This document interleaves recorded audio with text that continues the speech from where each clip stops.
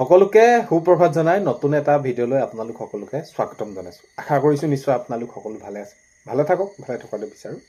আজি হৈছে 9 মে ৰাতিপুৱা খবৰকেইটা চাই আপোনালোকৰ মন্তব্য কমেণ্টৰ জৰিয়তে জনাবলৈ নাপাহৰিব। প্ৰথমটো খবৰ হৈছে, এতিয়া ভূপেন বৰা ডাঙৰীয়াই মন্তব্য কৰি কৈছে, কংগ্ৰেছক কটাক্ষ কৰি কৈছে, যিহেতু এতিয়া নিৰ্বাচনৰ ফলাফল যিহেতু এনেকুৱা ধৰণৰ আহিলে, কংগ্ৰেছৰ বাবে সঁচাকৈ বহুত বেছি এটা তেওঁলোকে যিটো ভাবিছিলে সেইটো হৈ নুঠিলে। আৰু ইয়াৰ পাছতে প্ৰত্যেকজন যি নিৰ্বাচিত হৈছে বিধায়ক বিজেপি ফালৰ পৰাই হওক বা আন দলৰ ফালৰ পৰাই হওক, প্ৰত্যেকে কংগ্ৰেছক তুলাধনা দিয়া দেখা গৈছে, কটাক্ষ কৰা দেখা গৈছে। এতিয়া ভূপেন বৰা ডাঙৰীয়াই কৈছে যে কংগ্ৰেছ 20 বছৰৰ শাসনলৈ অহাৰ কোনো চান্সেই নাই। ভূপেন বৰা ডাঙৰীয়াই মন্তব্য কৰি এইটো কাৰণে কৈছে যে যিহেতু এতিয়া বৰ্তমান সময়ত বিজেপি ঘৰে ঘৰে শিপাইছে, বিজেপিয়ে ঘৰে ঘৰে শিপাইছে আৰু বিজেপিয়ে যিটো কাম কৰিলে এইবাৰ নিৰ্বাচনত, তো যিহেতু সকলোৱে গম পাইছে যে মাননীয় মুখ্যমন্ত্ৰী মহোদয় হিমন্ত বিশ্ব শৰ্মা ডাঙৰীয়াৰ নেতৃত্বত যি যেনেদৰে ৰাইজৰ মাজলৈ গ'ল, জনতাৰ কাষলৈ গ'ল, আৰু এই যে আৰম্ভণি, এই আৰম্ভণি মাথো অকল এয়া 26 নিৰ্বাচন বুলি নহয়, আৰু কিমান দিনলৈকে তেনেদৰে থাকিব অসমৰ জনতাৰ মাজত সেইটো কোনো সপোনতো ভাবিব নোৱাৰে। এতিয়া কথা হ'ল কি, কংগ্ৰেছ 20 বছৰলৈ শাসনলৈ অহাৰ কোনো চান্সেই নাই, এনেদৰে মন্তব্য কৰা দেখা গৈছে। নেক্সট খবৰ হৈছে, শুভেন্দু অধিকাৰী হ'ব পশ্চিমবংগৰ বিজেপি প্ৰথমজন মুখ্যমন্ত্ৰী। তো হয়, আমি গম পাইছোঁ এইবাৰ পশ্চিমবংগত কেনেকুৱা ধৰণৰ নিৰ্বাচন ফলাফল হ'ল। এতিয়া বিজেপিয়ে প্ৰথমবাৰৰ বাবে তেওঁলোকে সেইখিনি শাসন লাভ কৰিছে, জনতাই তেওঁলোকক নিৰ্বাচিত কৰিছে। তো তেওঁলোকে কৈছে যে আগন্তুক সময়ত পশ্চিমবংগ হৈ সকলোখিনি কাম, অৰ্থাৎ পশ্চিমবংগৰ জনতা হৈ কামখিনি আমি কৰিবলৈ চেষ্টা কৰিম। এতিয়া শুভেন্দু অধিকাৰী হ'ব পশ্চিমবংগৰ বিজেপিৰ প্ৰথমজন মুখ্যমন্ত্ৰী। নেক্সট খবৰ হৈছে, ডক্টৰ হিমন্ত বিশ্ব শৰ্মাই 12 মে'ত দ্বিতীয়বাৰৰ বাবে মুখ্যমন্ত্ৰীৰূপে শপত গ্ৰহণ কৰিব। দিলীপ শইকীয়া ডাঙৰীয়াই মন্তব্য কৰিছে, অহা এতিয়া 12 তাৰিখে প্ৰধানমন্ত্ৰী ডাঙৰীয়া উপস্থিত থাকিব আৰু বহুতো লোক উপস্থিত থাকিব, আৰু 12 মে'ত দ্বিতীয়বাৰৰ বাবে মুখ্যমন্ত্ৰীৰূপে শপত গ্ৰহণ কৰিব হিমন্ত বিশ্ব শৰ্মা ডাঙৰীয়াই, এনেদৰে মন্তব্য কৰিছে দিলীপ শইকীয়া ডাঙৰীয়া। আৰু দিলীপ শইকীয়া ডাঙৰীয়াই কৈছে, এই চৰকাৰ গঠনৰ পাছতেই আমি ৰাইজৰ হৈ যি প্ৰতিশ্ৰুতি দিছিলোঁ বা আমি যিখিনি কাম কৰিম বুলি কৈছিলোঁ, সকলোখিনি কাম কৰিবলৈ আমি চেষ্টা কৰিম, এইটো মন্তব্য তেওঁ কৰিছে। নেক্সট খবৰ হৈছে, ডক্টৰ হিমন্ত বিশ্ব শৰ্মাৰ কেবিনেটত ময়ো বিচাৰোঁ মন্ত্ৰিত্ব, এনেদৰে মন্তব্য কৰিছে শেউলী মহিলাৰী।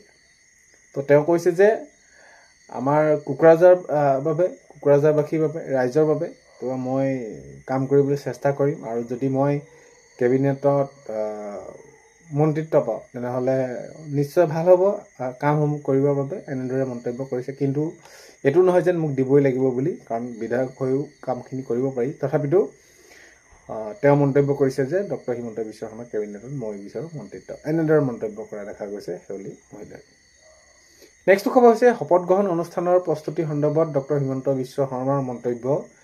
তো এতিয়া যি 12 তাৰিখে শপত গ্ৰহণ হ'ব, শপত গ্ৰহণৰ প্ৰস্তুতিৰ সম্পৰ্কে ডক্টৰ হিমন্ত বিশ্ব শৰ্মা ডাঙৰীয়াই মন্তব্য কৰিছে। এইটো কৈছে যে 20খন ৰাজ্যৰ মুখ্যমন্ত্ৰী উপমুখ্যমন্ত্ৰী অহাৰ সম্ভাৱনা আছে, আৰু তেওঁলোকৰ যি বুথৰ সভাপতিকে ধৰি পঞ্চায়তৰ প্ৰতিনিধি তেওঁলোকে যিখিনি নিৰ্বাচিত হৈছিল, তো তেওঁলোককো মুঠ কৰি 1 লাখতকৈ অধিক লোক উপস্থিত থকাৰ কথা কৈছে মাননীয় মুখ্যমন্ত্ৰী মহোদয়, অৰ্থাৎ হিমন্ত বিশ্ব শৰ্মা ডাঙৰীয়াই, যিহেতু 12 মে' তাৰিখে সেইখিনি শপত গ্ৰহণ কৰিব, আৰু সেয়া ৰাজ্যৰ 20খন ৰাজ্যৰ মুখ্যমন্ত্ৰী উপমুখ্যমন্ত্ৰী অহাৰ সম্ভাৱনা আছে বুলি মন্তব্য কৰিছে। আৰু ভাৰতবৰ্ষৰ বহুকেইজন উদ্যোগপতি অহাৰ কথা কৈছে মুখ্যমন্ত্ৰী মহোদয় হিমন্ত বিশ্ব শৰ্মা ডাঙৰীয়াই। এতিয়া নেক্সট খবৰ হৈছে, বিনামূলীয়া ৰন্ধন গেছ পাব। এতিয়া মাননীয় মুখ্যমন্ত্ৰী মহোদয়ে নিৰ্বাচনৰ পূৰ্বতে যিহেতু কৈছিলে যে বিনামূলীয়া গেছ পোৱা হ'ব বুলি কৈছিলে, বিনামূলীয়া গেছ পাব বুলি কৈছিলে। এই ক্ষেত্ৰত এতিয়া বাতৰিবিলাক ওলাই আছে, আৰু এই যি ৰন্ধন গেছৰ ক্ষেত্ৰত এতিয়া মুখ্যমন্ত্ৰী মহোদয়ে চৰকাৰ গঠন কৰাৰ পাছতে জনসাধাৰণৰ বাবে এইখিনি পদক্ষেপ লোৱাৰ কথা কৈছে মাননীয় মুখ্যমন্ত্ৰী মহোদয়ে, যে যিহেতু আমি যিসমূহ প্ৰতিশ্ৰুতি দিছিলোঁ, সেই প্ৰতিশ্ৰুতিসমূহ আমি এটা এটাকৈ পূৰ কৰি যাব লাগিব, আৰু এইখিনি আমি কাম কৰিবই লাগিব, এনেদৰে জনাইছে মুখ্যমন্ত্ৰী মহোদয় হিমন্ত বিশ্ব শৰ্মা ডাঙৰীয়াই। নেক্সট খবৰ হৈছে, ৰাভা হাছং যৌথ মঞ্চৰ সৈতে এক বৈঠকত মিলিত হৈ বিজেপিৰ সভাপতি দিলীপ শইকীয়া ডাঙৰীয়া। তো ৰাভা হাছংসকলৰ যি তেওঁলোকৰ যি সমস্যা বা যি তেওঁলোকে দাবী কৰিছে, এই যি তেওঁলোকৰ যিখিনি তেওঁলোকে উত্থাপন কৰিছে এই বিষয়খিনিক লৈ তো বিজেপিৰ সভাপতি দিলীপ ডেকা ডাঙৰীয়াই তেওঁ সেইখিনি বৈঠকত মিলিত হয় আৰু সকলোৱে তেওঁলোকে সেইখিনি জনায় যে কি কাম কৰিব লাগিব, কোনসমূহ কাম কেনেদৰে কৰা কথা। তো এইখিনি ক্ষেত্ৰক লৈ আলোচনা হয়। নেক্সট খবৰ হৈছে নতুন চৰকাৰৰ শপত গ্ৰহণক লৈ খানাপাৰাত খেলপথাৰত ব্যাপক প্ৰস্তুতি। এতিয়া 12 মে তাৰিখে যিহেতু এতিয়া এইখিনি শপত গ্ৰহণ অনুষ্ঠান আছে, শপত গ্ৰহণৰ অনুষ্ঠানত এতিয়া যিহেতু খানাপাৰা খেলপথাৰত হ'ব আৰু খানাপাৰা খেলপথাৰত ব্যাপক প্ৰস্তুতি চলি থকা দেখা গৈছে। তুংগত উঠিছে প্ৰায় যুদ্ধকালীন প্ৰস্তুতিৰে কামবিলাক কৰি থকা দেখা গৈছে। হয়, নতুন চৰকাৰৰ শপত গ্ৰহণক লৈ খানাপাৰাত ব্যাপক প্ৰস্তুতি। নেক্সট খবৰ হৈছে গোলাঘাটত বিলাসী সুৰাৰ দোকানৰ অনুজ্ঞাপত্ৰ প্ৰদানক লৈ প্ৰতিক্ৰিয়া। তো এতিয়া সচেতন ৰাইজসকলে এইখিনি মন্তব্য কৰিছে আৰু বিভিন্ন তেনেদৰে লোকসকলে মন্তব্য কৰি কৈছে যে এই যি অনুজ্ঞাপত্ৰ কিয় ইমানকৈ দিব লগা হ'ল বা কিয় এনেদৰে দিলে, তাক লৈ এতিয়া প্ৰতিক্ৰিয়া প্ৰকাশ কৰিছে সচেতন ৰাইজসকলে। নেক্সট খবৰ হৈছে জাত পাতৰ আধাৰ ৰাজনীতি কেতিয়াও হ'ব নোৱাৰে। খোৱাঙৰ বিধায়ক চক্ৰধৰ গগৈ ডাঙৰীয়াই মন্তব্য কৰিছে। এবাৰ নিৰ্বাচিত হৈ তেওঁ সেইখিনি বিধানসভালৈ নিৰ্বাচিত হোৱাৰ পিছত তেওঁ মন্তব্য কৰিছে যে যিয়ে বা কংগ্ৰেছে ৰাজনীতি কৰিলে বা যিয়ে বা নিৰ্বাচনত তেওঁলোকৰ ফলাফল হ'ল বা তেওঁলোকে যি যেনেদৰে তিনি গগৈ প্ৰসংগ উল্লেখ কৰিছিলে, তো এইখিনি কথাক লৈ তেওঁ মন্তব্য কৰা দেখা গ'ল যে জাত পাতৰ আধাৰত ৰাজনীতি কেতিয়াও হ'ব নোৱাৰে। চক্ৰধৰ গগৈ ডাঙৰীয়াই মন্তব্য কৰা দেখা গৈছে এনেদৰে। নেক্সট খবৰ হৈছে নতুন মন্ত্ৰীসভাত কোনে মন্ত্ৰীত্ব লাভ কৰিব তাক লৈ চিন্তা চৰ্চা কৰা হৈছে। তো এতিয়া নতুন মন্ত্ৰীসভাত কোন থাকিব তাক লৈ বহুত বেছি চিন্তা চৰ্চা হৈ আছে, আলোচনা হৈছে কাক মন্ত্ৰীত্ব দিব, কোনে পাব মন্ত্ৰীত্ব, এনেকুৱা ধৰণৰ কথাবিলাক। তো যি কি নহওক, কথাটো হ'ল কি, আমাৰ সাধাৰণ জনসাধাৰণৰ বাবে, আমাৰ বাবে কাম হ'ব লাগে। সকলোখিনি দুখীয়া যিসকল দৰিদ্ৰ সীমাৰেখাৰ তলৰ পৰিয়াল আছে সকলোৰে বাবে কামবোৰ হৈ যাব লাগে।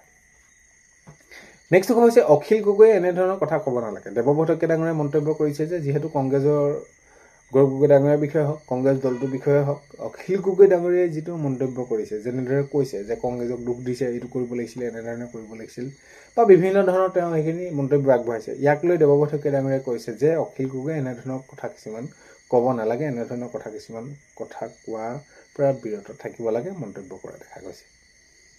নেক্সট খবৰ হৈছে অৰুণোদয় 3000 হ'বগৈ। তো এইখিনি ক্ষেত্ৰত হয়, অৰুণোদয় 3000 হ'বগৈ, মাননীয় মুখ্যমন্ত্ৰী মহোদয়ে জনাইছে পৰ্যায়ক্ৰমে। তো এনেকুৱা ধৰণৰ নহয় যে আজি আপোনালোকৰ 1250 টকা হৈ আছে, তাৰ একদম নেক্সট মাহত আপোনালোকৰ 3000 হ'ব, তেনেকুৱা নহয়। আগন্তুক সময়ত 1250 টকাৰ পৰা বৃদ্ধি হ'ব, তাৰ পৰ্যায়ক্ৰমে শেষলৈকে 3000 হোৱাৰ ক্ষেত্ৰত মাননীয় মুখ্যমন্ত্ৰী মহোদয়ে মন্তব্য কৰিছে। নেক্সট খবৰ হৈছে অনা অসমীয়া বুলি ক'লে মনত আঘাত পাওঁ। বিজয় গুপ্তা ডাঙৰীয়াই মন্তব্য কৰিছে। বিজয় গুপ্তা ডাঙৰীয়াই মন্তব্য এইটো কৈছে যে মোক যেতিয়া বিশেষকৈ অনা অসমীয়া বুলি কয় তেতিয়া মনত বহুত বেছি আঘাত পাওঁ বুলি মন্তব্য কৰিছে বিজয় গুপ্তা ডাঙৰীয়াই। নেক্সট খবৰ হৈছে আজি 11 বজাত পশ্চিমবংগৰ নতুন চৰকাৰক শপত গ্ৰহণ হ'ব। তো হয়, এতিয়া আপোনালোকে গমেই পাইছে নতুন চৰকাৰ গঠন কৰিব, বিজেপি চৰকাৰ হ'ব।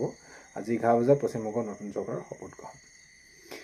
এতিয়া আজি 9 মে ৰাতিপুৱা খবৰ এইকেইটা আপোনালোকক জনালোঁ। ভিডিঅ'টো আপোনালোকে শেষলৈকে চোৱাৰ বাবে বহুতে বেছি ধন্যবাদ। আপোনালোকক এইখিনিত এটা অনুৰোধ কৰিম, চেনেলটোলৈ যদি আপোনালোক নতুনকৈ আহিছে ছাবস্ক্ৰাইব কৰাৰ লগতে কাষতে থকা বেল আইকনটো প্ৰেছ কৰি অল কৰি থ'ব, যাতে নতুন এটা ভিডিঅ' দিয়াৰ লগে লগে আপোনালোকে আগতীয়াকৈ চাবলৈ পায়। আজিলৈ ইমানেই, অন্য এটা ভিডিঅ'তে লগ পোৱাৰ কাৰণে বাই।